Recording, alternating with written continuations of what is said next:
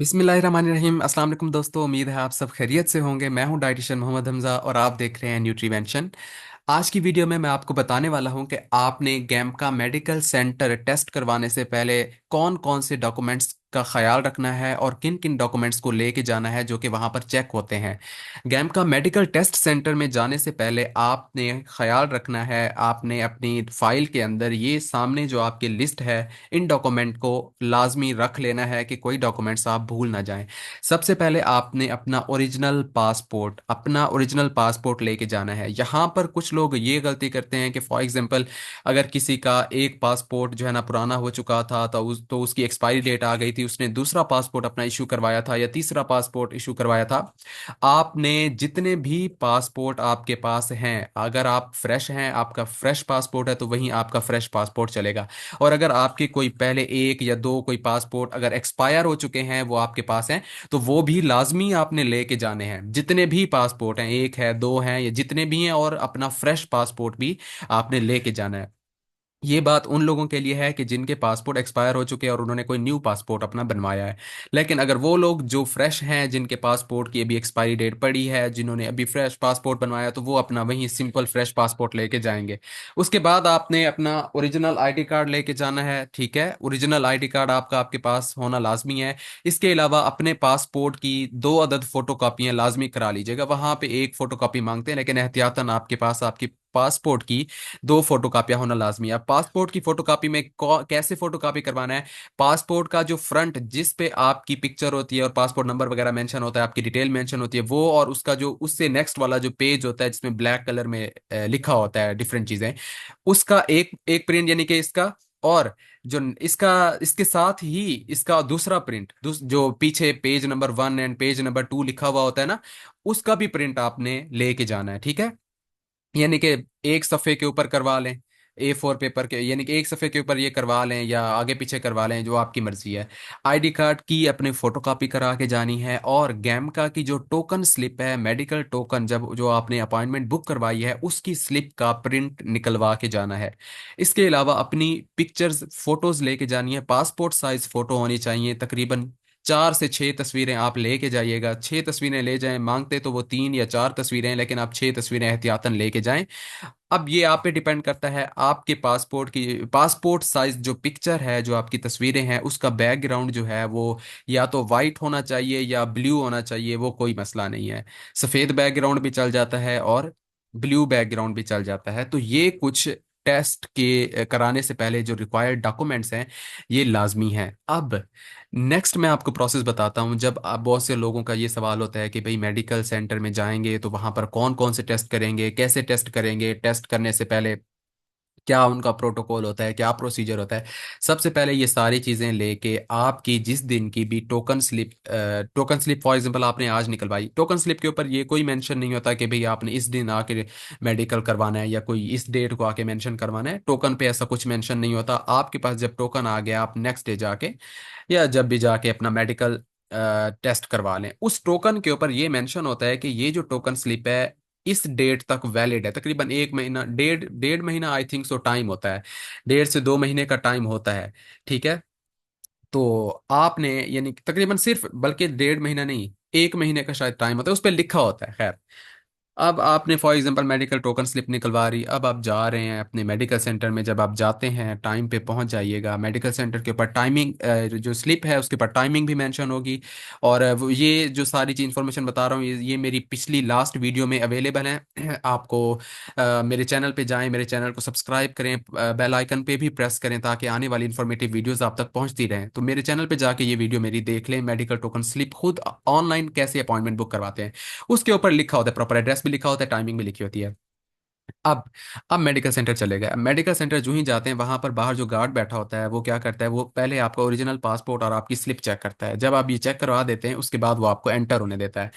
जब आप एंटर हो जाते हैं तो सबसे पहले एक यानी कि रिसेप्शन होती है, रिसेप्शन पे जाके आपने ये वो आपसे ये चीज़ें मांगेंगे, आपने उनको ये चीज़ें देनी है रिसेप्शन पे। याद रखिएगा, अपने ओरिजिनल पासपोर्ट या अपना ओरिजिनल आईडी कार्ड या कुछ भी आपने बाहर जो कोई बंदा मांगे, कोई एजेंट मांगे, कोई 2 नंबर बंदा मांगे, किसी को कुछ भी नहीं देना। आपने किसी को कुछ भी नहीं देना, आपके साथ फ्रॉड हो सकता है।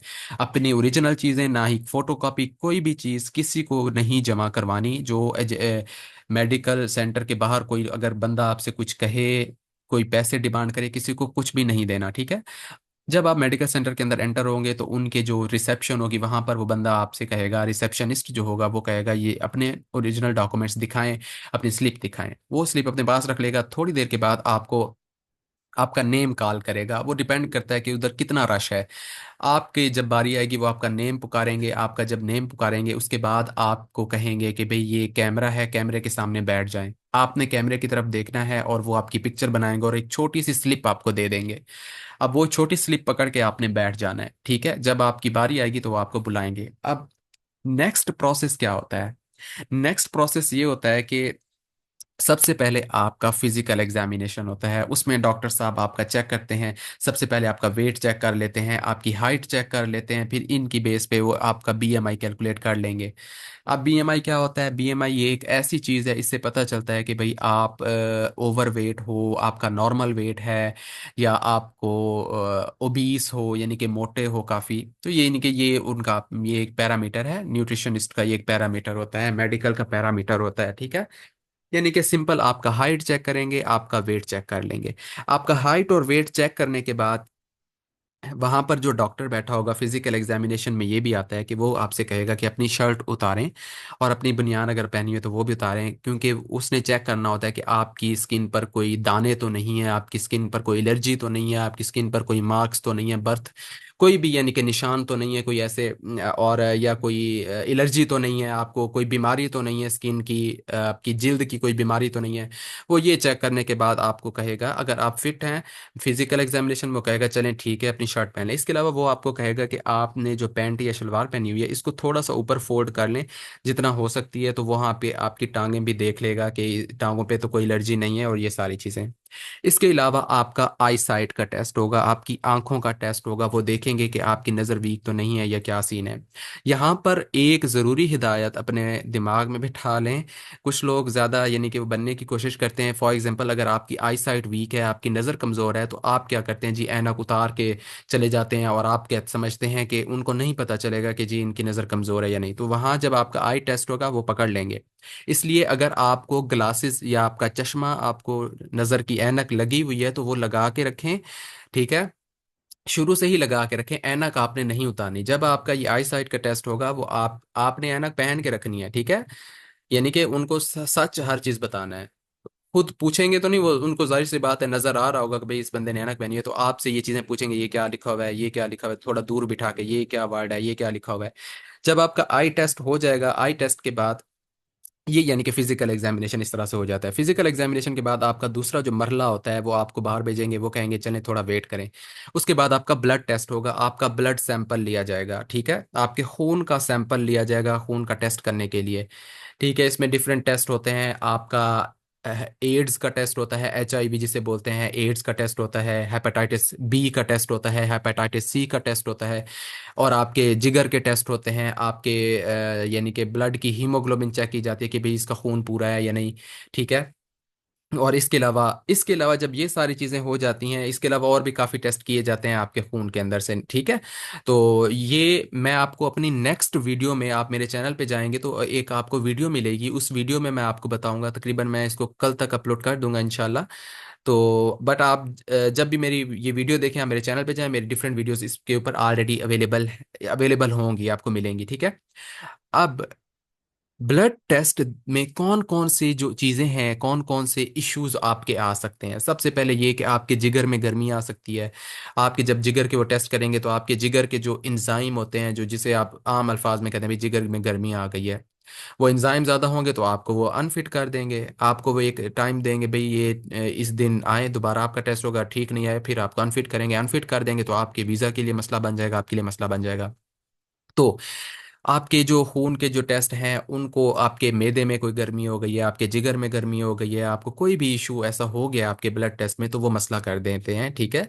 तो इन मसलों से, मसले मसाइल से बचने के लिए आपने क्या चीज़ खानी है, मेडिकल करवाने से तकरीबन 20 दिन पहले क्या खाएं, क्या पिएं, क्या ना खाएं, और कौन सा फ्रूट खाना है, कौन से खाने आपने खाने हैं, कौन सी ठंडी यानी कि चीज़ें खानी, इतनी भी ठंडी चीज़ें नहीं खाने कि आपका गला ख़राब हो जाए, या जो भी चीज़ें हैं, इस चीज़ के लिए आप मुझसे मेरे व्हाट्सएप पे भी कांटेक्ट कर सकते हैं, और आप मुझसे कमेंट सेक्शन में भी मैसेज कर सकते हैं। मैं अपना व्हाट्सएप नंबर मेंशन कर रहा हूँ। जो मेरा व्हाट्सएप नंबर है वो है, मैं यहाँ पर अभी मेंशन करता हूँ, just wait a minute, 1 minute में मेंशन करता हूँ अपना नंबर। 03014676526। ये मेरा व्हाट्सएप नंबर है। इस नंबर पे आप मैसेज करके मुझसे पूछ सकते हैं। मैं आपको डाइट प्लान बताऊंगा कि कौन सी डाइट आपने फॉलो करनी होती है, कौन सी चीज़ें खाएं, कौन सी चीज़ें ना खाएं, मेडिकल टेस्ट से 20 दिन पहले। तो मैं आपको गाइड कर दूंगा इंशाल्लाह, ठीक है। और अगर आपने पर्सनलाइज्ड डाइट प्लान मुझसे बनवाना हुआ तो वो भी मेरी सर्विसेज अवेलेबल हैं।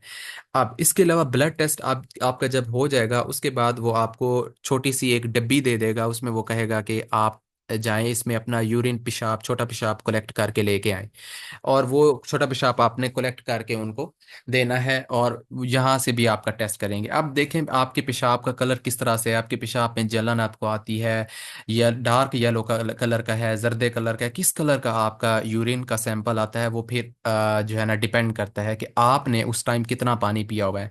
कोशिश करें कि अपने पानी की, 1 लीटर वाली पानी की बोतल अपने साथ रखें। और एक काफ़ी और चीज़ मैं आपको बताता हूँ। कुछ लोग क्या करते हैं कि जी सुबह 5 बजे से पानी पीना शुरू कर देते हैं, और फॉर एग्जांपल आप मेडिकल सेंटर में 9 या 9:30 बजे जाते हैं, फौरन तो नहीं आपका नाम आ जाता, आपसे पहले भी और लोग आए हुए रहते हैं, तो आपको वेट करना पड़ता है, इंतज़ार करना पड़ता है। अब आपने सुबह से जब पानी पीना शुरू किया हुआ है, और आपने अपना, आपको जाहिर सी बात है यूरिनेशन भी आई हुई है, आपको पेशाब, छोटा पेशाब भी आया हुआ है, आप वो कर नहीं रहे, आपने उसको रोक के रखा हुआ है। ऐसा हरगिज़ नहीं करना। आपको जो ही छोटा पेशाब आए, आप छोटा यानी कि आप देखें, आपको नज़र आ रहा होगा आपके आगे अगर 10 बंदे बैठे हुए हैं, आपका 11वां या 12वां नंबर है, तो आपको छोटा पेशाब अगर आया हुआ है तो इतनी देर रोक के ना रखें। अगर आप पेशाब को रोक के रखेंगे तो उसका कलर डार्क येलो हो जाएगा, ये जो इधर नजर आ रहा है आपको, आपका पेशाब फिर जल जाएगा इस तरह से, यानी कि इस तरह से उसका कलर बन जाएगा। इसलिए जो ही आपको थोड़ा सा पेशाब आए तो आप जाएं, यानी कि यूरिनेशन करके आए वॉशरूम में, उसके बाद दोबारा आए, दोबारा पानी पीना शुरू करें, ठीक है। 1 लीटर की पानी वाली मिनरल वाटर की बोतल अपने पास रखें, ताकि जो आपका पेशाब बने वो यानी कि इस कलर का ना आए, वो वाइट कलर का हो, या यानी कि नॉर्मल कलर का हो। ये नहीं है कि वाइट वाइट कलर आए, यानी कि नॉर्मल कलर का आपका पेशाब आए, ज़्यादा पीला ना आए, ठीक है। तो उसके अलावा यूरिन का टेस्ट आपने उनको सैंपल दे दिया, इसके बाद आपको भेजेंगे एक्सरे टेस्ट करवाने के लिए। एक्सरे में ये चेक किया जाता है कि आपने, आपके जो लंग्स हैं, फेफड़े हैं, वो उसमें कोई इशू तो नहीं है, वो ठीक काम कर रहे हैं या नहीं, ठीक है। इसमें ये होगा, इसमें बड़ा एहतियात से आपने देखना है। उसमें वो क्या करेंगे, डॉक्टर जो एक्सरे वाला होगा वो आपसे कहेगा कि अपनी शर्ट उतार लें, और आपने बनियान पहनी हुई है तो वो कहेगा ये भी उतार दें। जब ये उतार देंगे, वो आपको मशीन के सामने खड़ा करेगा, उस मशीन के सामने वो आपको बोलेगा। तो जो वहां पे एक्सरे वाला बंदा होगा वो आपको क्लियर कट एक बात करेगा, वो आपसे कहेगा कि सांस, गहरा सांस लो और सांस रोक लो। गहरा सांस लेके आपने ऐसे गहरा सांस लेना है। जब आप गहरा सांस लेते हैं आपकी छाती थोड़ी ऊपर आ जाती है, ठीक है ना। आपने गहरा सांस लेना है, गहरा सांस लेने के बाद सांस को रोक लेना है। उसके बाद वो पीछे से अपना एक्सरे का बटन दबाएगा, एक्सरे जब हो जाएगा फिर वो आपसे बोलेगा अब सांस छोड़ दो, फिर छोड़नी है, उससे पहले सांस नहीं छोड़नी है। अगर आपने, उसने कहा कि भाई गहरा सांस लो और सांस रोक लो, और आपने सांस छोड़ दी खुद ब खुद थोड़ी देर के बाद, अब यानी कि आपने सांस छोड़ दी, फिर आपका मसला बन जाएगा, आपका एक्सरे रिपोर्ट ठीक नहीं आएगी। ये था बेसिक प्रोसेस। वो आपको फिर कहेंगे, वो आपको फिर आपका जो है ना, ये जो पासपोर्ट है वो आपको, आपका पासपोर्ट दे देंगे, वापस कर देंगे, और आपको एक जो आपकी स्लिप आपके पास होगी वो स्लिप आपको दे देंगे। वो आपको कहेंगे कि भाई इस दिन आएँ और अपने टेस्ट की रिपोर्ट ले जाएं। एक और चीज़ मैं आपको बताता हूँ कि आपने, आपकी टेस्ट की जो रिपोर्ट होती है वो आपको 1 से 2 दिन में तकरीबन मिल जाती है, अगर आप वहाँ पे आपकी मेडिकल रिपोर्ट में कोई इशू ना आए तो, ठीक है। समटाइम्स ऐसा होता है किसी का जो लंग्स हैं, फेफड़ों का एक्सरे ठीक नहीं आता, तो वो अगले दिन उसको कहते हैं कि भाई आप दोबारा इसको करा लें, तो दोबारा भी वो कर देते हैं, ठीक है। अच्छा जी, तो ये था आपका बेसिकली मेडिकल की जी डिटेल्स हैं वो थी। अगर आपको कोई भी कन्फ्यूजन है, कोई पॉइंट समझ नहीं आया, वो आप कमेंट सेक्शन में मुझसे पूछ सकते हैं, ठीक है। कोई भी मसला नहीं है, कोई डरने की बात नहीं है, बस ठंडी चीज़ें खाएं 10 से 15 दिन या 15 से 20 दिन पहले।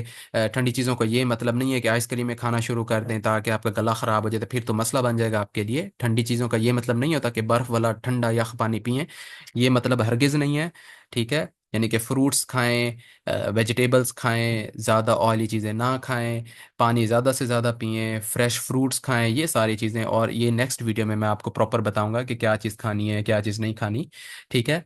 तो कोई भी चीज़ समझना है तो आप मुझसे कमेंट सेक्शन में कमेंट करके पूछ सकते हैं। मज़ीद हमारे चैनल को काइंडली सब्सक्राइब कर दें और बेल आइकन प्रेस कर दें ताकि आने वाली इंफॉर्मेटिव वीडियोज़ आप तक टाइमली पहुँचती रहें। जज़ाकल्लाह खैरा।